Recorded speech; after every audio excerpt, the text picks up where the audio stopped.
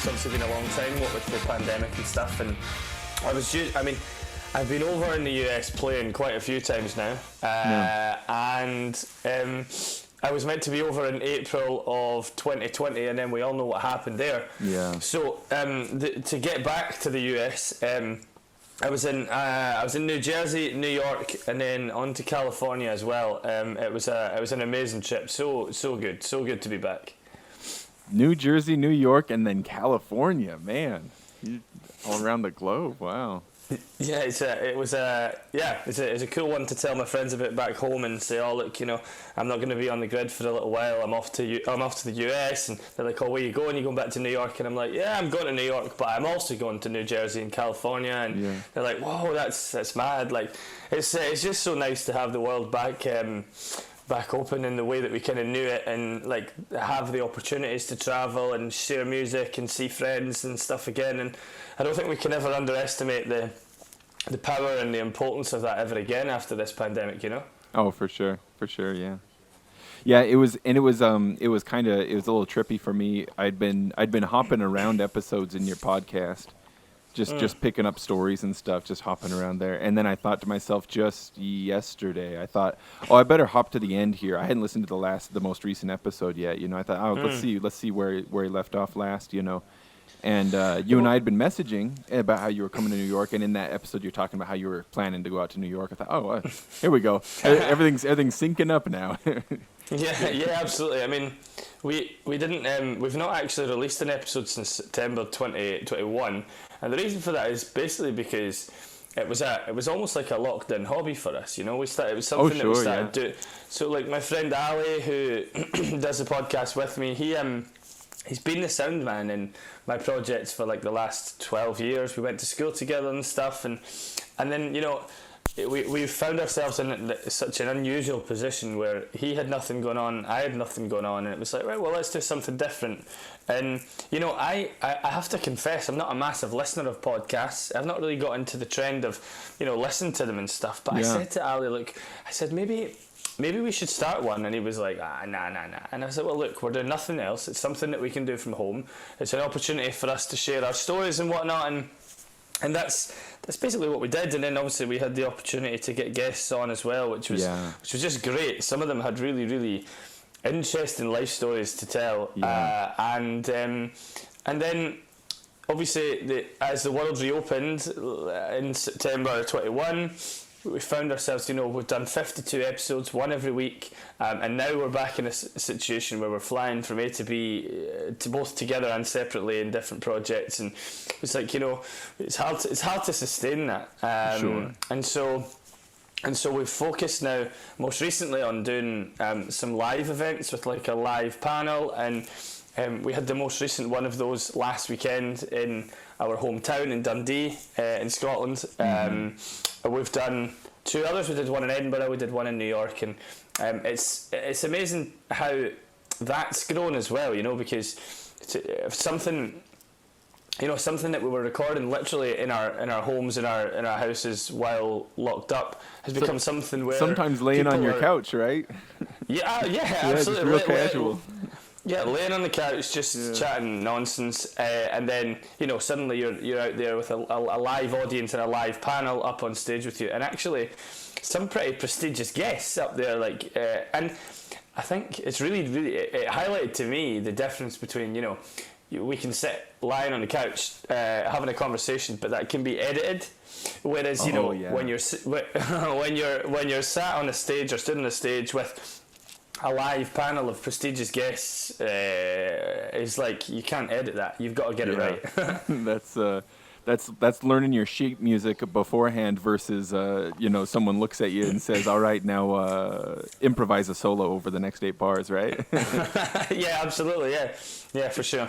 Yeah.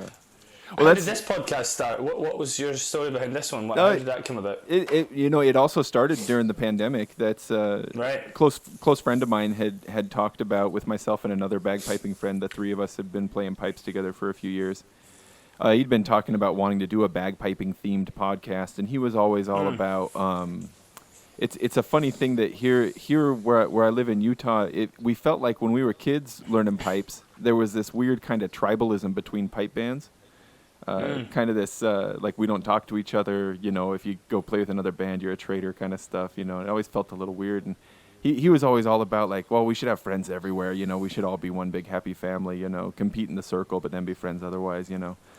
And so that's a really important point to mention, you know. Sometimes, I played in pipe bands in Scotland as well, and sometimes the political climate of it all does mask the fun and enthusiasm and excitement and friendships that, you know, that actually should exist because of this special kind of club, this sort of exclusive club of like pipers and drummers and stuff from around the world. We really should be trying to promote the instrument and the cultures as one, you know, rather than batting heads against each other.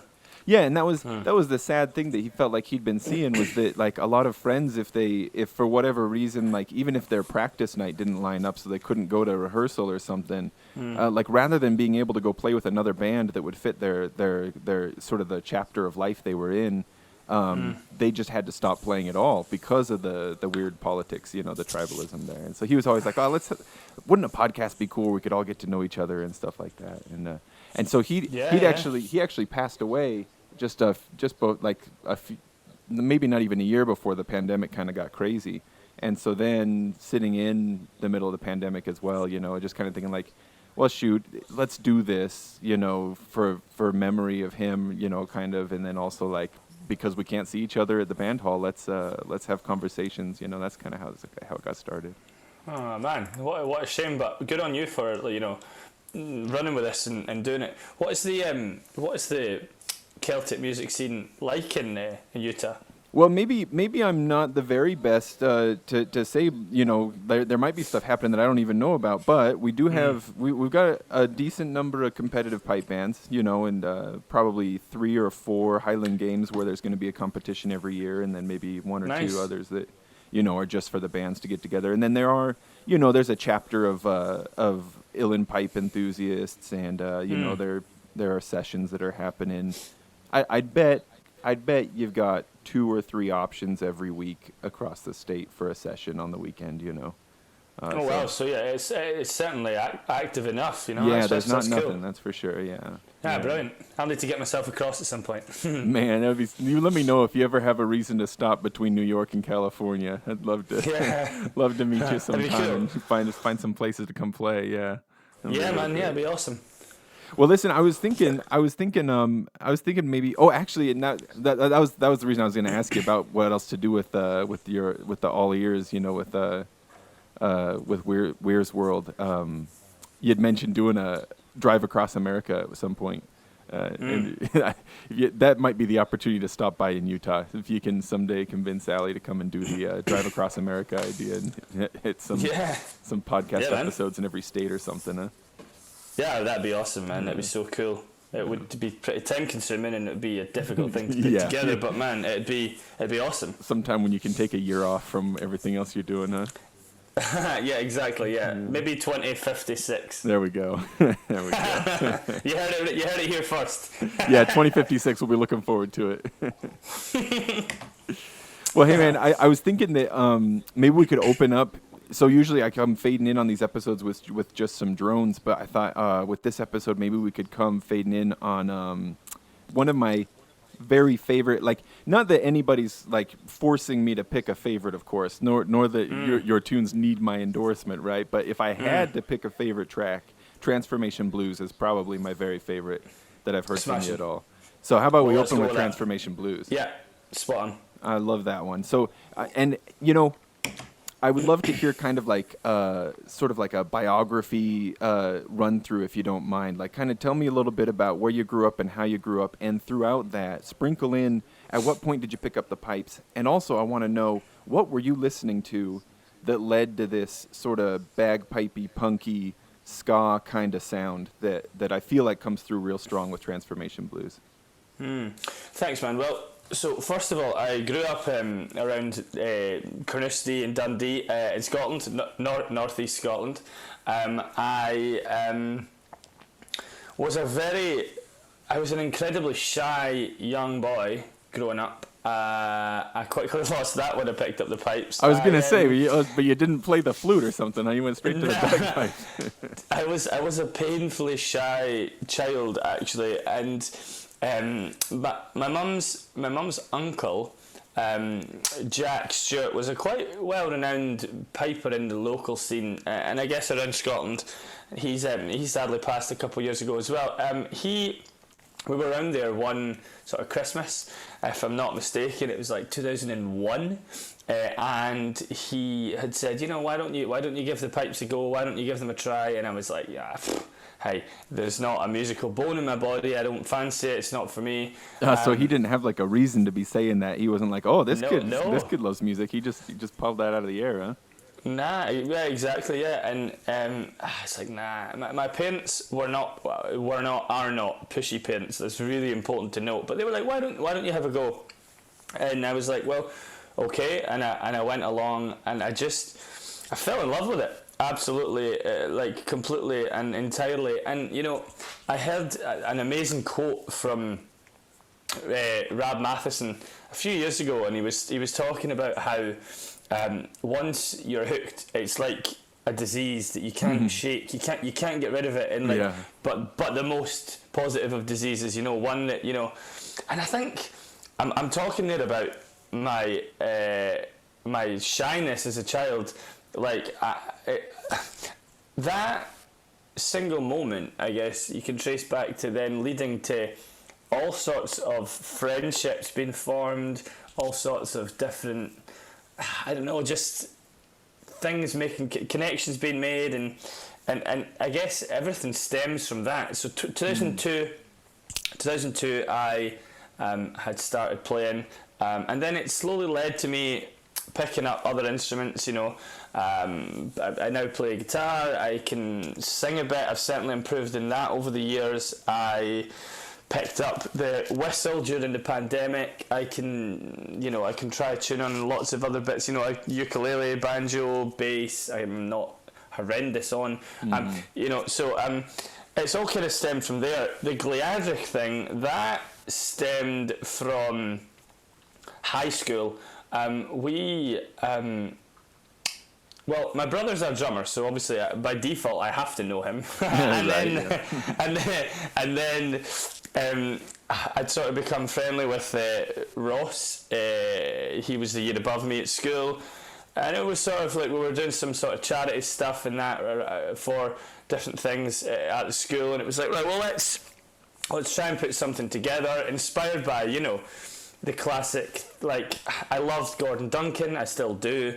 I wished I could have met him. I was inspired by. Sorry. I do. I want to drop in there that I do feel like I could hear that when I first started listening to your piping. I felt like, I mean, and you do play some Gordon Duncan, or maybe just is it some Ross Ainsley stuff that I've heard you play? Yeah.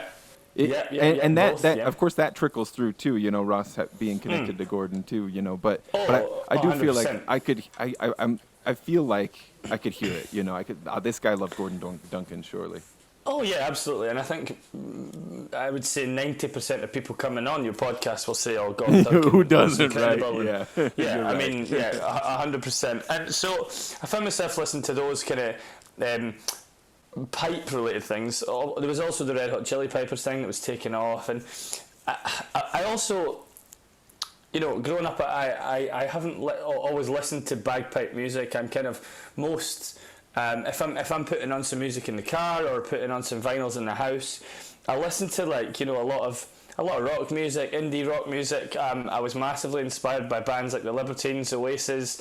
I do love some ska as well, and so over time, all of those influences have kind of begun to seep through the music of Gleadhraich, and it's no longer just a case of like writing a bagpipe piece of music. It's a case of writing something that is going to work on a major scale, like actually with a big lineup of musicians behind it. Yeah.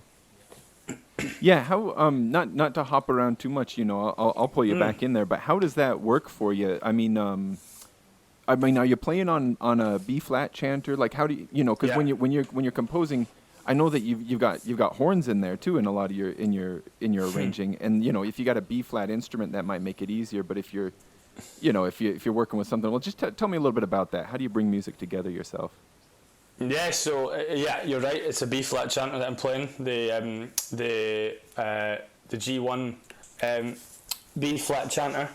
I guess mostly I am the starting point. I will write I'll either compose something or think, that song could be arranged for the pipes in this way, and then normally from there it sort of germinates onto Ross, and I'll say, look, Ross, what do you think of this? Do you think this is a goer? Ross is he's not just one of my best friends, he's one of the most honest people that I know. If he says, oh, Craig, that's a lot of shit, we definitely can't work with that. He'll be straight up honest with me. He's a good filter to pass this through then, huh?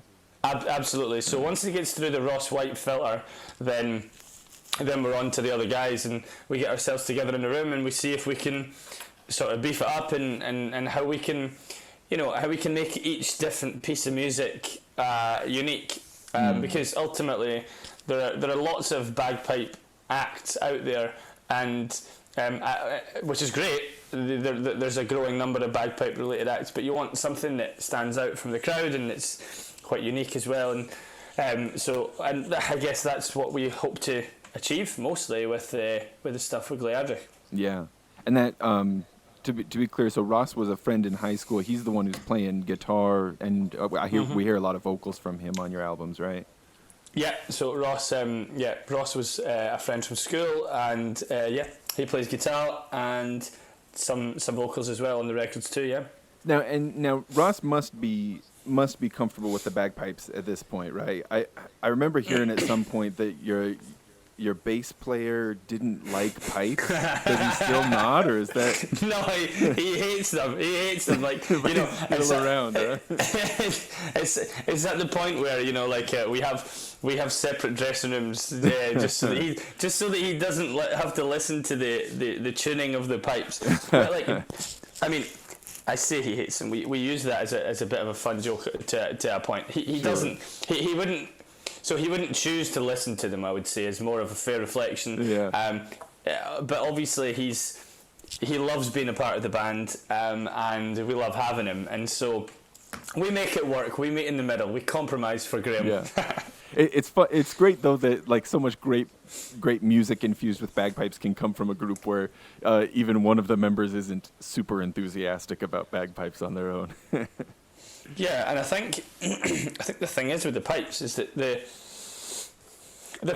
are in a way a bit of a Marmite instrument, aren't they? Because they're not exactly a quiet instrument for starters. And I think the thing is as well is you can have a bad guitar player and it's like, oh yeah, whatever. If you hear the pipes played badly, it's like, oh man, it's really bad. It's and so. So yeah, I think that's possibly where some of the Marmite stuff stems from, and I think if we can bridge that gap in some way to reach out to people who, like Graham, would not choose to listen to the pipes, but actually make them go, oh, actually that sounded pretty cool up there, that. Then that's a win for us, Yeah.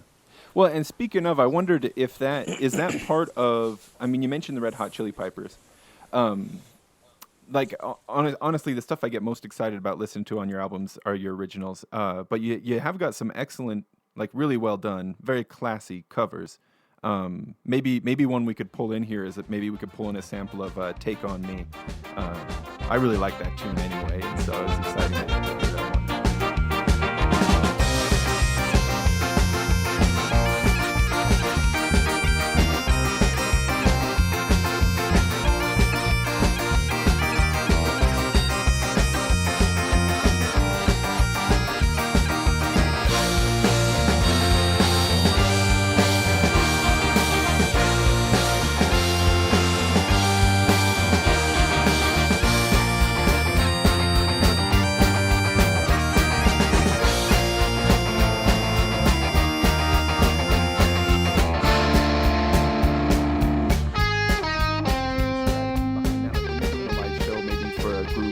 Outside of Dundee, maybe that aren't as enthusiastically already aware of you. do you ever like open with some covers to kind of get them on your side first? You know, is there strategy there, or are the covers just for fun? No, there's definitely strategy. There's undoubtedly strategy.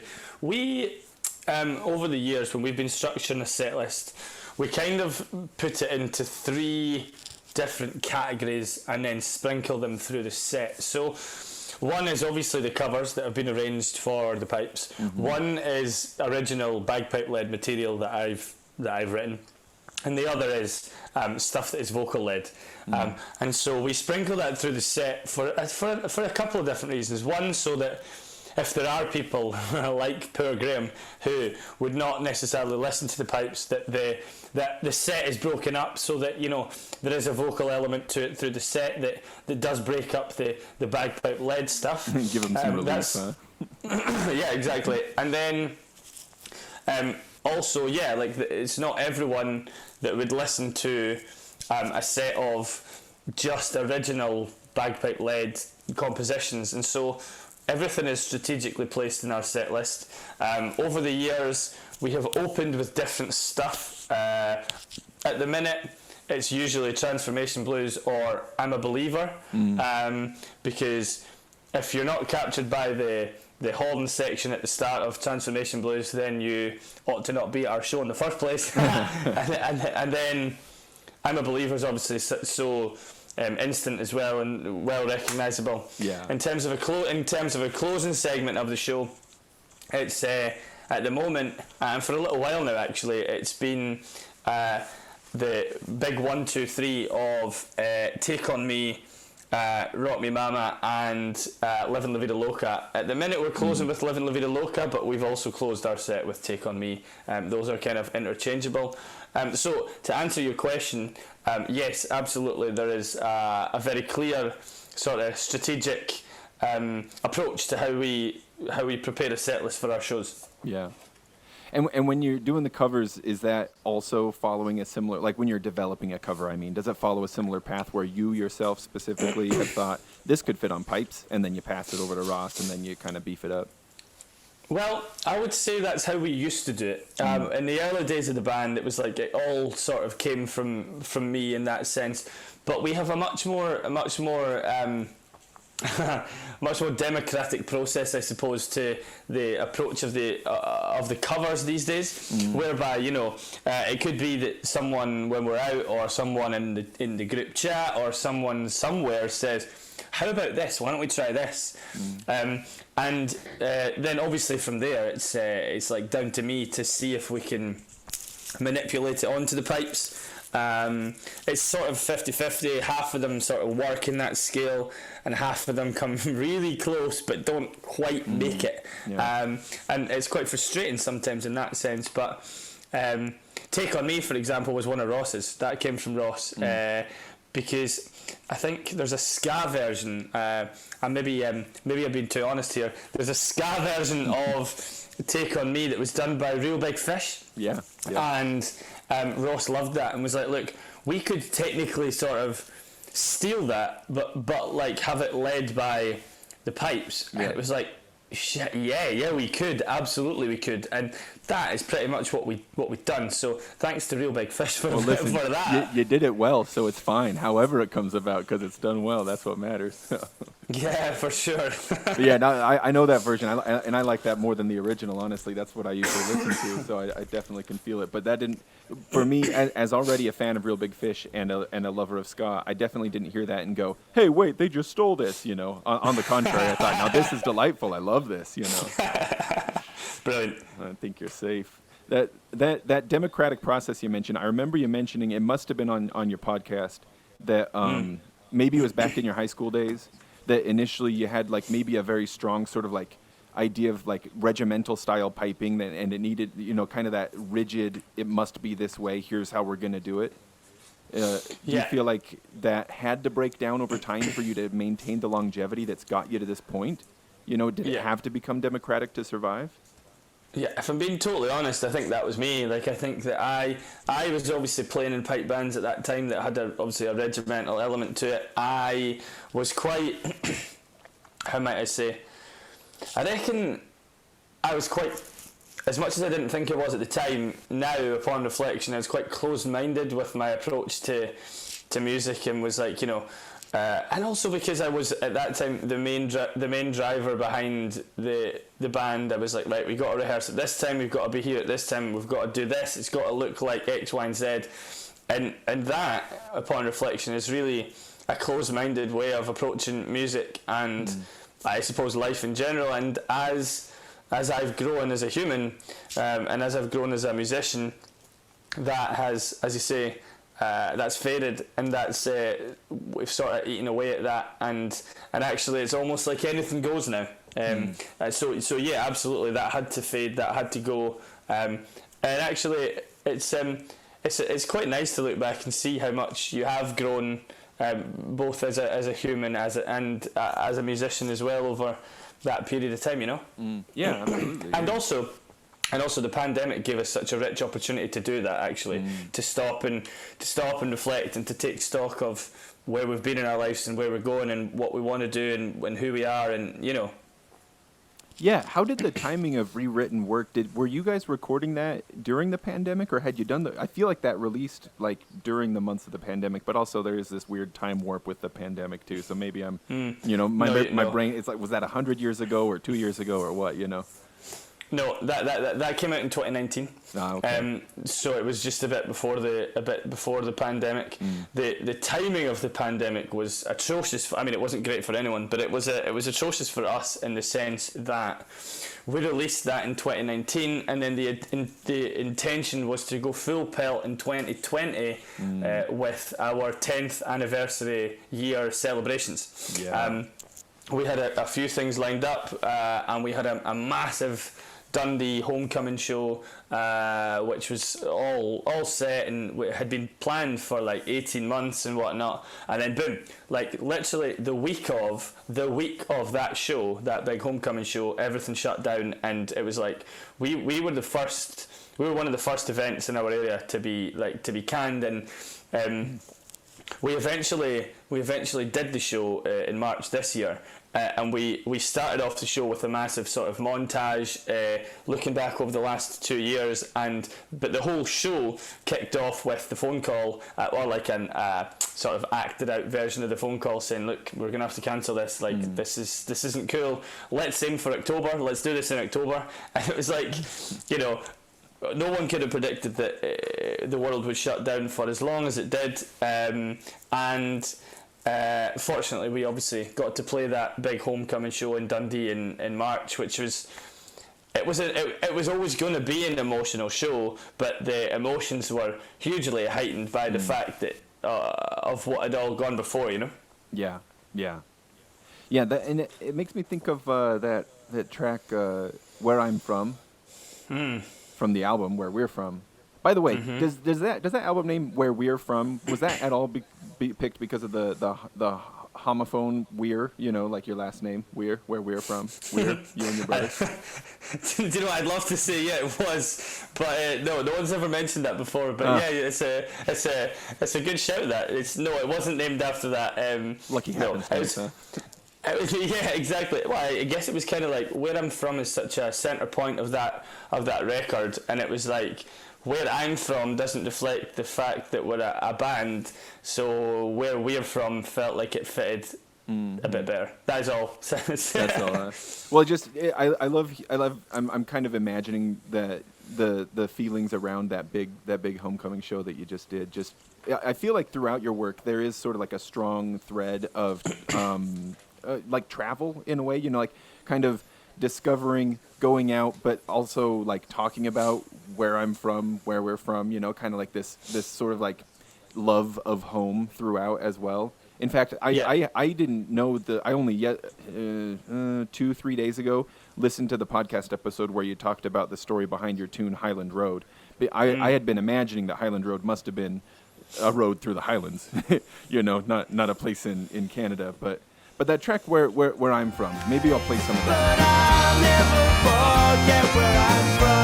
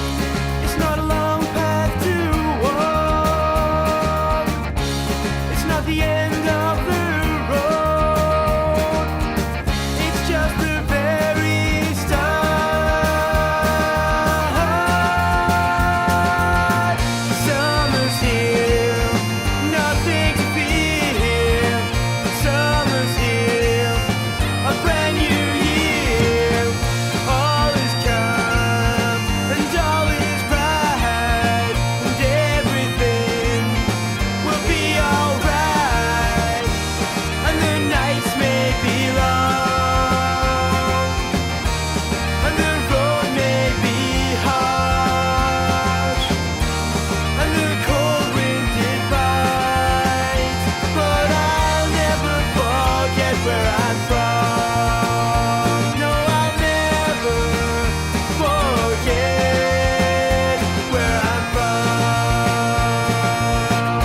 from. Maybe tell me, am I reaching too much for this idea that there's like sort of travel and home and stuff like that throughout your music?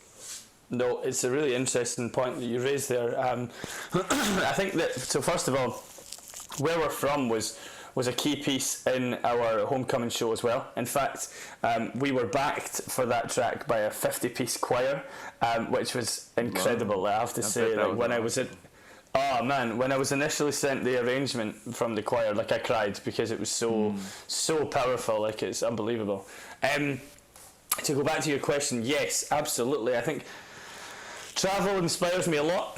I'm very fortunate that I get to travel a lot, but equally it inspires me to write a lot. That's not to say that I didn't write during the pandemic, because I did. I mean, there was not much else going on.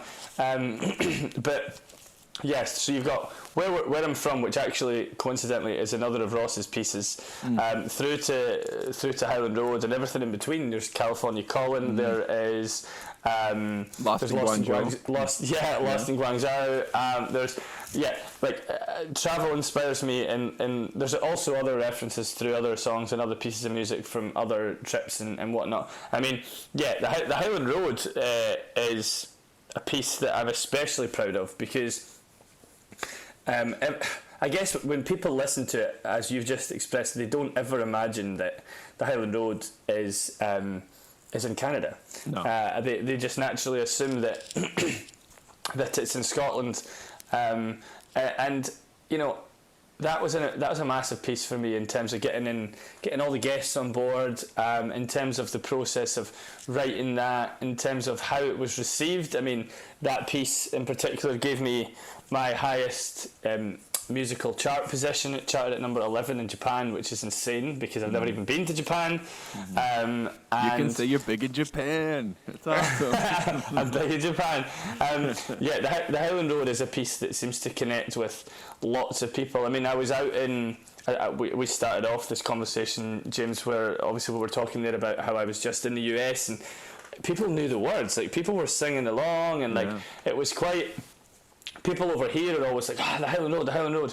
I have to tell you, we were out during that trip that we're just on there. We were in, I think it was when we were in Asbury Park in New Jersey, and I told the story about the Highland Road, and Ali was with me, and a guy came over to Ali, and he's like, "Oh, hey Ali, the Highland Road, that's so cool, man. Tell me about the Highland Road." And he was like, "Yeah, well, people ask us all the time about it, right?" So Ali was just kind of done with it, and he was like, he says to the guy, "Well, you know, that's what it's like in Scotland. You know, there's Highland Road 1, Highland Road 2, Highland Road 3, Highland Road 4. And the guy was just like, "Oh man, that's so cool." But believable for us Americans, though. That's like Interstate 12, Interstate 14. Yeah, totally. Exactly.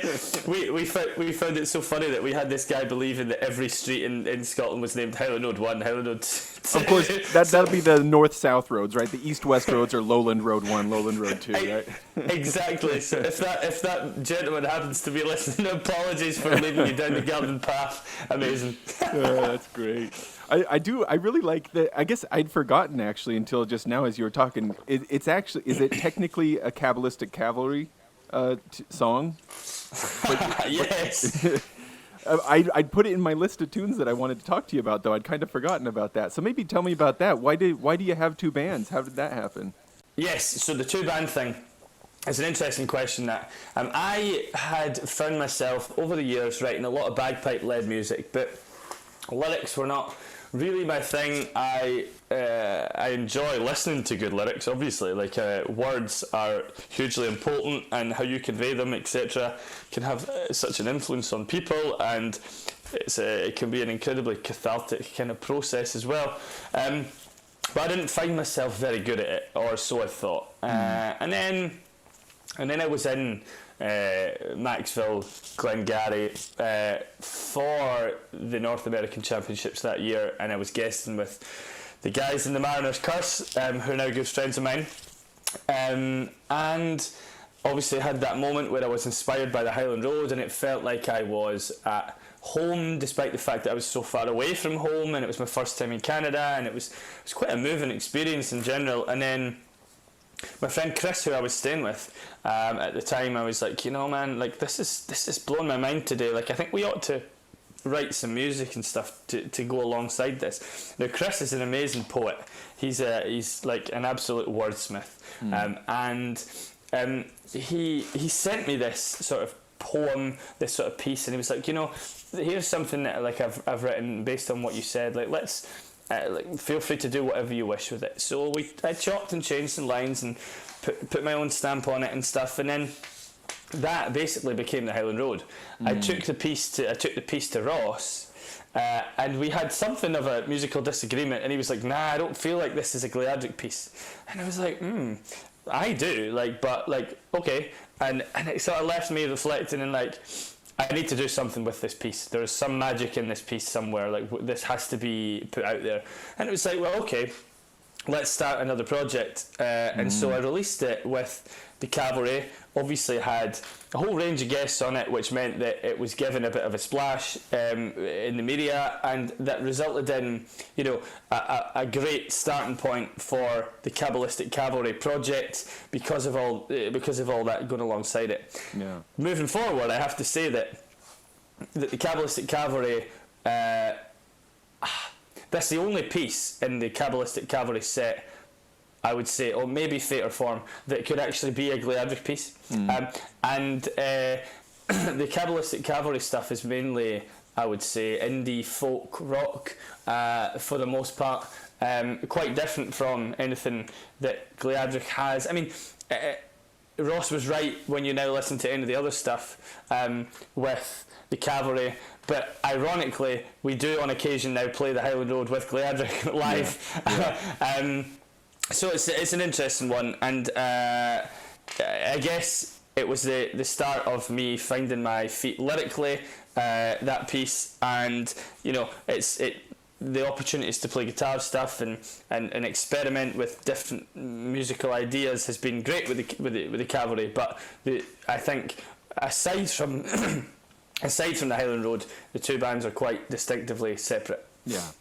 Well, that's I had kind of imagined that maybe the Cabalistic Cavalry was an opportunity for you to maybe focus more on guitars, ukuleles, that kind of stuff, But I can understand, if Ross says, I don't know if this fits with Gleadhraich, maybe the best path forward would be not to say, oh yes it does, and we're gonna do it, So that makes sense. Yeah. Ironically, Ross actually plays guitar in both projects as well. Oh, does he? So then you say, all right, Ross, fine. Then come do it with me under a different name. Exactly. We're doing it either way. Yeah, exactly. In a similar way that it's delightfully surprising that you describe yourself as having been a shy kid who then ended up picking up the pipes and now plays in front of crowds, massive crowds of people all the time, It surprises me that you say that at any point you didn't feel like you were strong as a lyricist, because you certainly seem to be. And in listening to your conversations on the podcast, I feel like you sound to me like a person who's very enthusiastic, who has a very strong appreciation for poetry in general, And so I don't know. I wonder if there's something to this sort of like being a lover of words in a way, right? Maybe because you love them so well, because you grow up reading Robert Burns and stuff like that, right? Maybe that contributes to you maybe thinking to yourself, oh, but I could never myself. I read these masters and what they do is amazing. How could I ever try to do that myself? But then you try it and actually you can do it, Yeah, I agree with you. I think that I obviously was inspired by Robert Burns. That much is clear. It's obviously I've stolen a couple of his lines for my song Fate or Form. Well, you're required to be inspired by Robert Burns because of where you were born, right? Like, that's a requirement, right? They don't let you out if you don't love Robert Burns. Yeah, I mean, I'm now making myself sound like I steal things from everyone. I don't, but I certainly stole the line, "No man can tether time or tide" from Tam O'Shanter, because I think that's such a powerful quote. No man can actually ever stop the hands ticking on the clock. No one can ever stop the seas, the tides from moving in each day, and so that inspired that massively. A huge part of my lyrical, poetic interest came from the Libertines, actually, because as much as they are raucous sort of rock music, Peter is such a wordsmith himself, and if you listen to some of his solo material, if you listen to some of the lyrics with the Libertines as well, his lyrics are incredible, like it's really powerful stuff.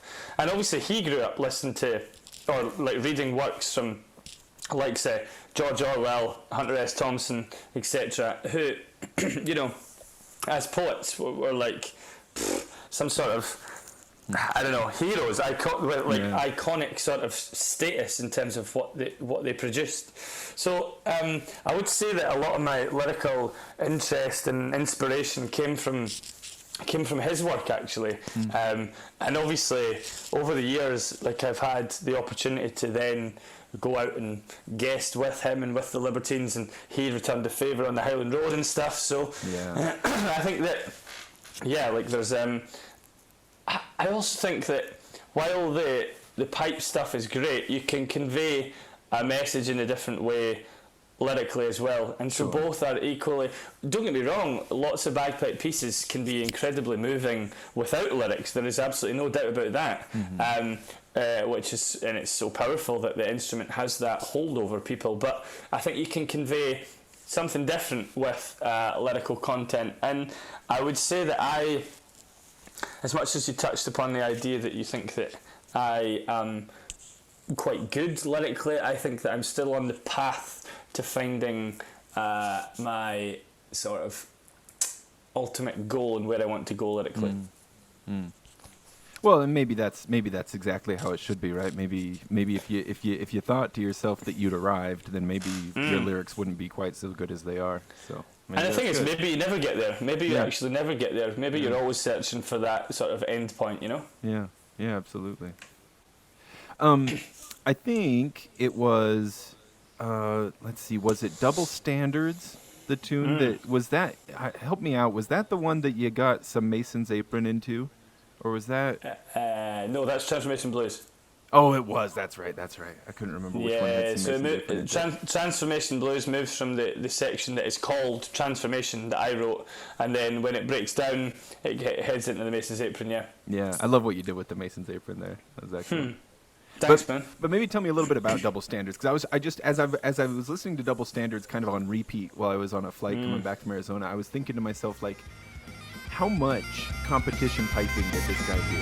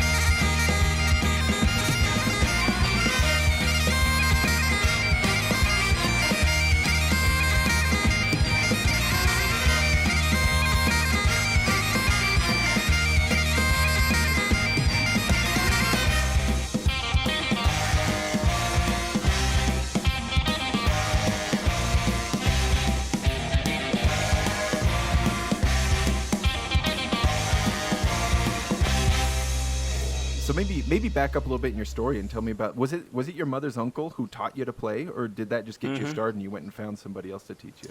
Nah, for the most part it was Jack. I went to lessons with him for years. I I was quite heavily involved in the Arbroath pipe band because I'd had Morag Mackenzie, Ryan Kennedy also sort of giving me some tuition along the way. Harry Ellis was also influential in that, and I would actually say that his son Lindsay and Terry Reid as well, through the Tayside Police pipe band stuff, they all had an influence, of course, but I think you sort of reach a point where you then have to find your own sort of inspirations and influences as well. That's not to say that some of the best pipers still go to the lessons from their superiors and stuff, but I mean, it came from the lessons and stuff came from Jack initially, and that was pretty much the case throughout. And then did you compete for a chunk of years and then kind of leave competition to kind of move into the rock space, or are the two running together in tandem in your life? Well, competition piping I did quite a bit of when I was a child, but again you have to remember I was painfully shy, and I actually found it really challenging to go and stand solo in front of a judge and be judged, because I don't know, I found it really tough, actually, to the point that my mum often could not enter the room or enter the competition space or enter the field like anywhere near me, because she got so nervous for me because I was so painfully and ultimately, because of that shyness, because of that nervousness that I experienced as well, I didn't achieve like I probably could have or should have in solo competitive piping. I then went into pipe bands as well. I've already touched upon the fact that the Arbroath pipe band were a massive part of my life. I sort of grew up there. They also helped me along the way. Jack had taken me along there. I'd met lots of people there that became friends and played with them for a long time, right up to the point of becoming a pipe sergeant with them.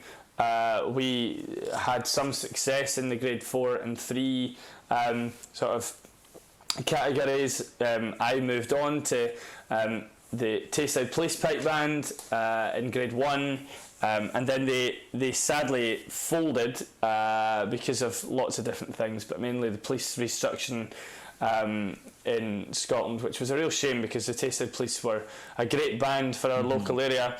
And then from there ended up back at Arbroath.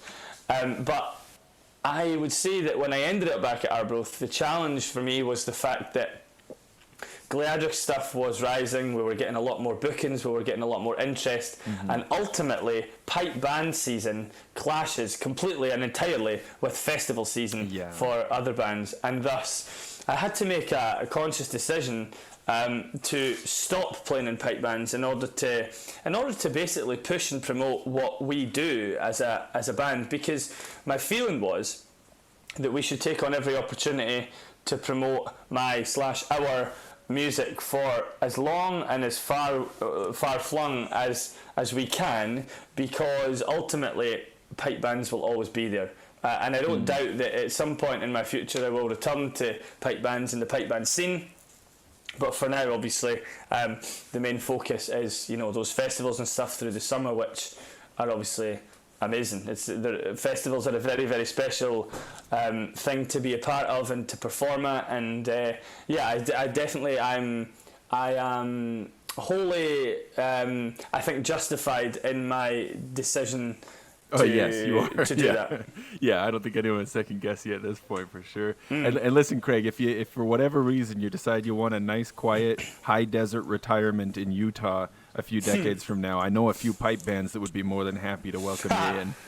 Nice. Well, 2056 we said, right? That's where we end the road trip here in Utah. That's what we do. Brilliant, man. Brilliant.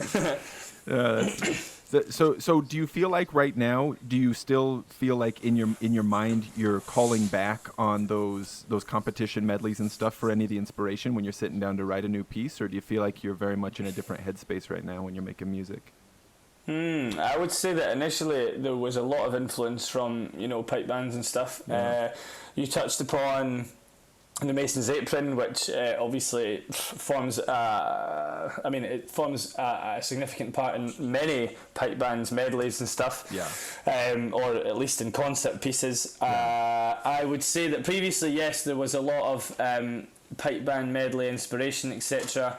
In my stuff, but actually now like I've been removed from pipe bands for long enough that I feel like I'm doing something different and in a different headspace from that. So yeah. Do you ever feel like do you like I don't know how I want to say this in the right way. Do you ever feel like you encounter crowds or listeners who maybe reference Gleadhraich? Sorry, I keep trying to pronounce the name of the band right. Gleadhraich, right? Mm-hmm. Yeah. Do you ever feel like you encounter people who are sort of like referencing your work in relationship to the Red Hot Chili Peppers? Yes, and I think it would be unnatural if that was not the case. They opened up that sort of platform for lots of bands like us, and while we make a marked point of being ourselves and being unique and trying to be different from them, it has to be said that without them there might not be bands like ourselves, because they obviously there was Gordon Duncan and whatnot, and then them who just sort of blasted that sort of closed-minded ceiling that people had about the bagpipes completely and utterly into the water, which like opened up, as I say, like a whole new opportunity for bands like ours. So while I would not go on record and say, oh, we are here like copying the Red Hot Chili Peppers or being an extension of them, we tried to do our own thing, but without them I think that it would have been very hard for bands like ours to exist, if that makes any kind of sense. Yes, that does make sense, and that's exactly why I wanted to be cautious, because it's obvious to anyone listening that you are your own thing, right? But I can imagine that you might have that experience of like going to play a show and being like, oh my gosh, I love the Red Hot Chili Peppers, and be like, well, but they're not here tonight. You know what I mean? And I'd imagine that. But yeah, that's a sensible relationship. If they're a trailblazer, in a way, that's then a good word. You've carved out your own space, of course. But yeah, for sure. Yeah. Now, and of course, I can't imagine them doing, for example, a tune like Skirling Ska, which is one that I really like quite a lot. Was that one on your first album, or is that on Rewritten? No, that Skirling Ska was not on any of those. Skirling Ska was a one-off single that was written it was for the Commonwealth Games when they came to Glasgow in, what was that, 2014? I think 2014. Yeah, it was written for the Commonwealth Games because we were involved in the handing over of the Commonwealth baton, and so we decided to write something that reflected that, and we went for it because we felt that a piece like Skirling Ska, with the ska influences, pulled in some of the different influences from sort of around the Commonwealth, if you like. Yeah, no, that makes sense. Love that tune. So thanks, man. Now that's one event you've played. You guys have played some crazy events. Do you feel like if a little bit early on, like you played for like the Dalai Lama, or like the Olympic torch, that kind of stuff. This is stuff that you've done, right? Do you feel like those kinds of things kind of set a trajectory for you, where like right now, like shoot, like when you played for the Queen, did you think to yourself, well, I've already played for Arnold Schwarzenegger, so this is no big deal, like to what degree? You're a shy kid, right? So the shy kid, Craig, how are you doing what you're doing now? Have these experiences kind of stacked in a way to where at this point would anything get you nervous? I think 2012 was a funny old year because within, I think it was about 10 days of each other, I had played for the Dalai Lama visiting Dundee, and then we were on stage there in the town welcoming in the Olympic torch, which is just, for those two things to have happened in such a short space of time for some young kids, I mean, that was 10 years ago. Must have been surreal. So I would have been 19, right? And so for a group of young kids, like to have had that those two opportunities within such a short space of time was quite mind blowing, actually. Yeah. And Ali and I recently running from the Dundee show that we touched upon, the homecoming one, through to September, we've been like talking about how we'll be riding a wave of like excitement during that period from March to September. But actually we've probably been riding that wave since 2012. You've been riding that wave for a decade now. Yeah, those experiences are just unprecedented. Just like so incredibly.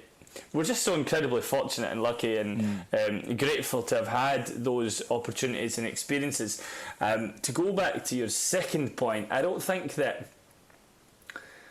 it would be natural to just sort of take those kind of standard, those kind of levels of events and gigs and just be like, oh yeah, just another one, just sort of play it off.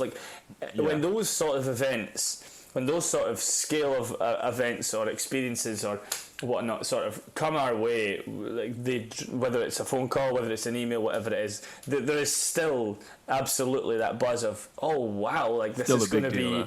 Oh yeah, absolutely. And we have never lost sight of how lucky we are to have those kind of standard of performances, Now, I'm sure that I don't think the World Peace Tartan was a thing yet in 2012, but it did ding off in my mind that I know I've seen you in a World Peace Tartan kilt, and I've seen the Dalai Lama wearing a World Peace Tartan scarf, but that wasn't a thing in 2012, right? That hadn't started yet. Wrong, actually. Really? So the World Peace Tartan itself was launched during the Dalai Lama's visit to Scotland in 2012. Yeah. That makes sense, but I thought, this is just me having my own awareness, right? I wasn't aware of it that long ago, and so assuming that, of course, my awareness reflects the world, that makes a lot of sense, though. Well, there you go. The World Peace Tartan was designed by Victor Spence, and Victor was responsible for the organisation and planning of the Dalai Lama's visit to Scotland. So very much involved, huh? Yeah, so he naturally, it was the perfect sort of product placement at that time, to be honest. The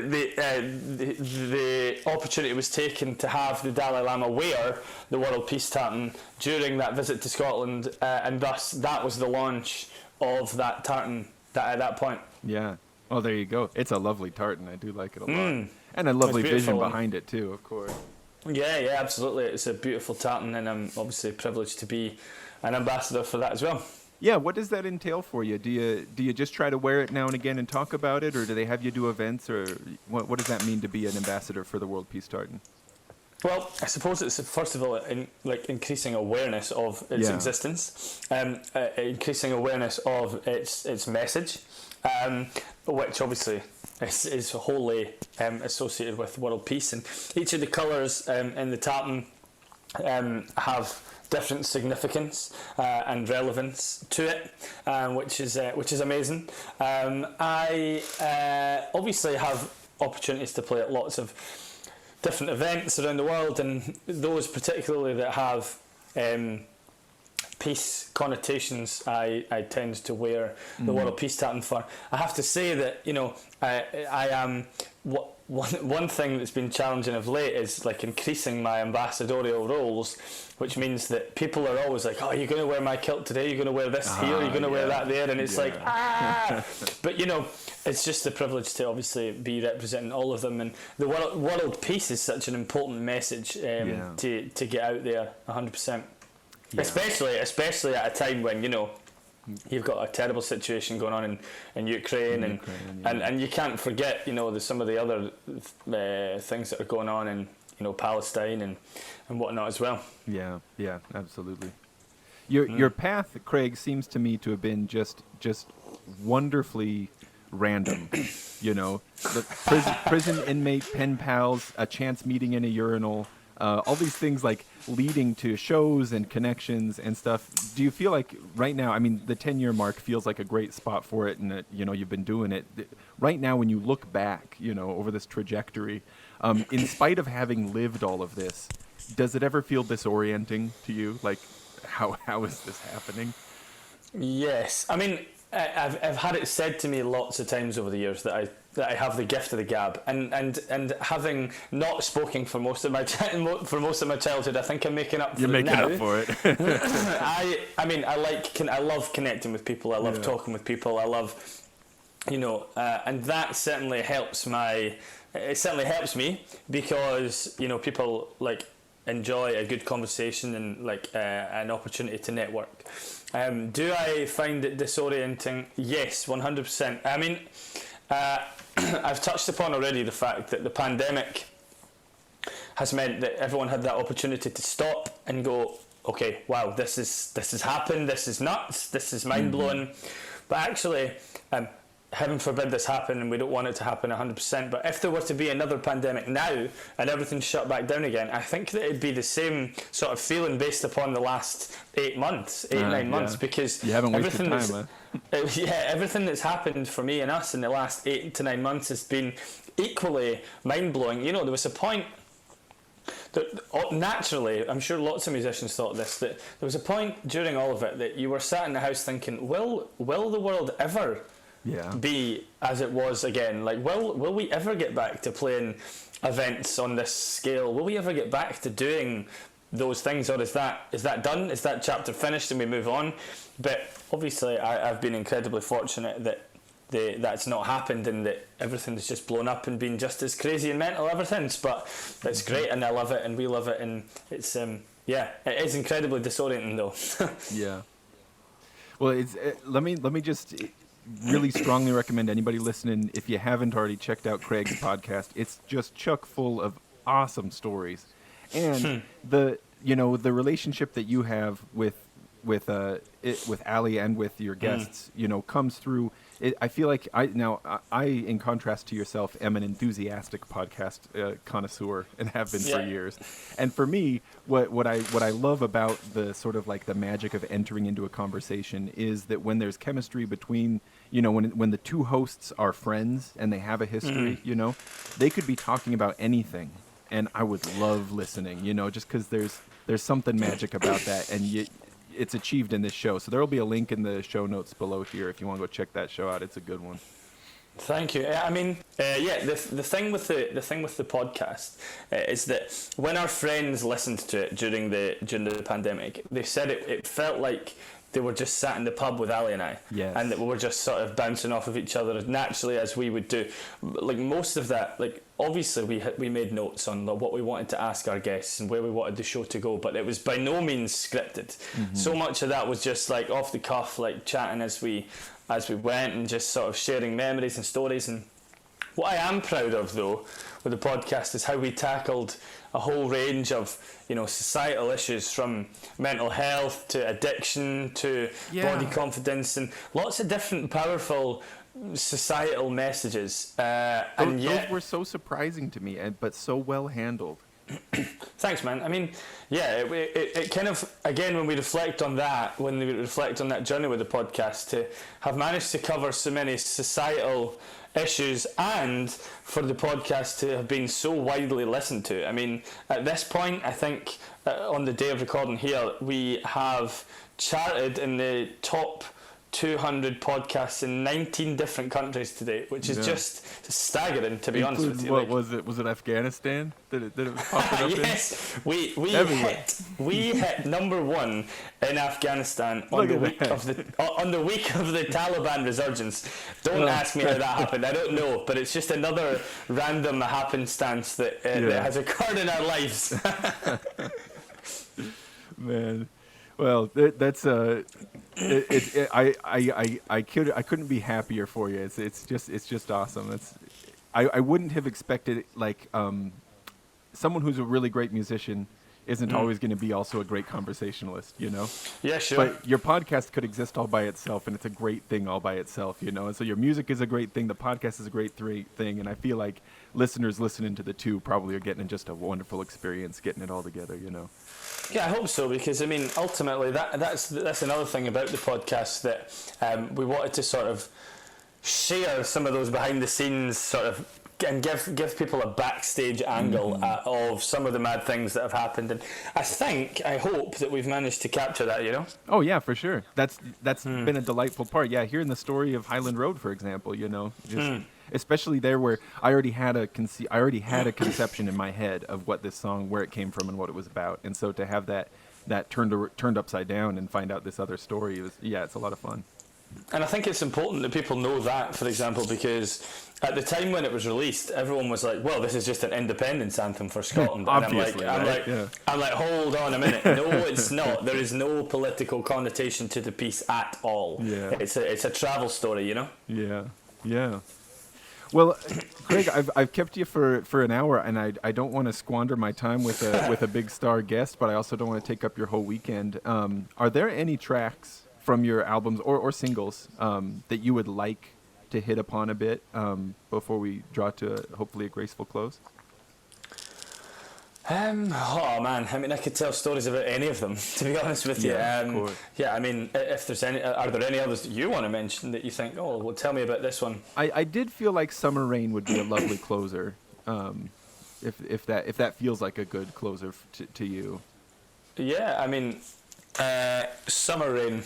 It's personally, actually, ironically, one of my least favourite pieces in a it's one of my least favourites in a Gleadhraich set. Yeah, it's one of Graham and Mark's favourite. It's the first, like, when we sit down to write a set list, the two of them are like, Summer Rain, and I'm like, oh, what, again?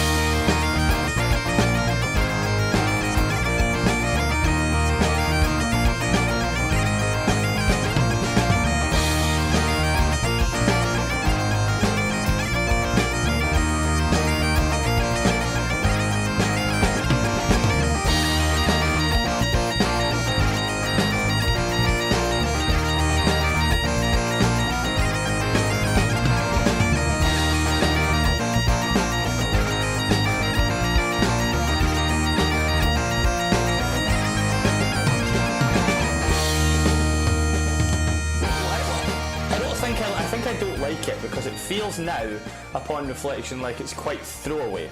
So, for example, I think it captures some of the punk sort of attitude of like the previous bands and influences that I've mentioned. Yeah. I think that arrangement-wise, we could have done so much more with it, and that it feels quite throwaway. Which is probably why I don't like it as much. There's not a major story behind it. I guess it was, inspired by that, that sunniness that sometimes we experience in Scotland, believe it or not, coupled with dappled sun, right?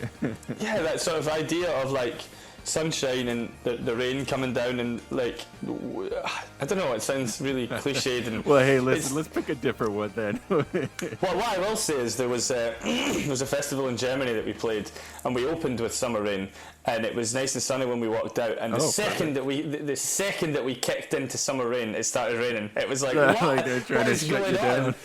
Yeah, it was mad. It was crazy. Yeah, maybe there's another one that's got. Well, I do really like Nowhere Man. That's another favorite of mine. I like that one quite a lot. Well, that's a Ross story actually. It was one of his, and I think he said something about it's kind of like there was a guy that he kept seeing when he was out running, and I can't remember the actual background behind it. To be honest. No sweat. I got a whole list here, so no. Try again. Let me try my luck again here. What about maybe would it be overly sentimental to ask you to tell me about Granny Gordon's tune? Because I feel like that anybody, if it's got Granny in the title, it must be special somehow. Yeah, well, that's a good one to ask me about. I bet you're relieved. There we go. Finally hit on one. There we go. My great gran was incredible. She. Oh, so it's your granny. It's your granny then.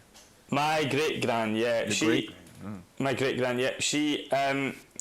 I sometimes credit her actually as being the musical the person that sort of drummed the music into me, because she'd sit me on her knee, and this is some of my earliest memories of my childhood. She'd sit me on her knee, and she'd what she called diddle me, and that means just like sort of bouncing me on her knee and singing like Scottish little Scottish sort of almost like bothy ballads. So that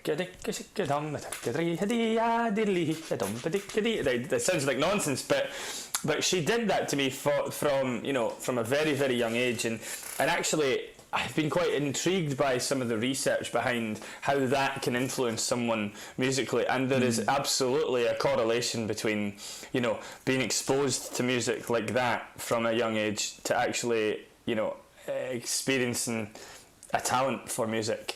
Is this your great grand on your mother's side or your father's side? Mum's side, and her husband, my great granddad, was a great fiddle player as well. So I think that there was an interest in Scottish music from there, certainly, and I do think that she was a massive influence in terms of that. She loved the pipes. She was. It's a hard tale to tell, actually. In a few years ago, this must have been 5 years ago, I wrote that piece purely as a bagpipe piece for her 95th birthday, when we initially went to, we planned that big 10th anniversary show in Dundee. That was a major piece in our show because we wanted to, recognise her and all that sort of thing. And then she very, very sadly passed with COVID. Right at the start of the pandemic. She was in a care home by that point, and it pretty much wiped out the whole home, I think. She would have been 100 last month, and I'm pretty sure she might well have made it to 100 were it not for the pandemic, and I have now retired the piece from playing because we actually played it last. We played it in March at the Dundee show. We paid tribute to her, but it was the most emotional wreck of a thing that I've ever been on stage. Like I could feel the tears trickling down my cheeks as I was playing it. I turned round and could see Paul like almost using his drumsticks to dry his eyes. It was like there was sort of not a dry eye in the place. And at that point I sort of said, look, we're retiring this, we can't do this again. It was like she was an incredible lady, and one that we all very, very sadly miss. But actually I'm really proud of the piece because I think it captures her quite well, actually, in terms of it's a very moving piece of music that I feel that it is, and I'm particularly proud of that one. I do remember there's the little twinkly guitar parts and the big sprawling sort of spacey kind of solo that comes in towards the end, and we'd actually finished in the studio, rewritten, and I turned and said to Ross, look, do you know what, that needs a big sprawling sort of spacey solo. Get your slider, get your guitar, let's try it. And he smashed it right away, and it was like, wow, that is exactly what that piece was needing.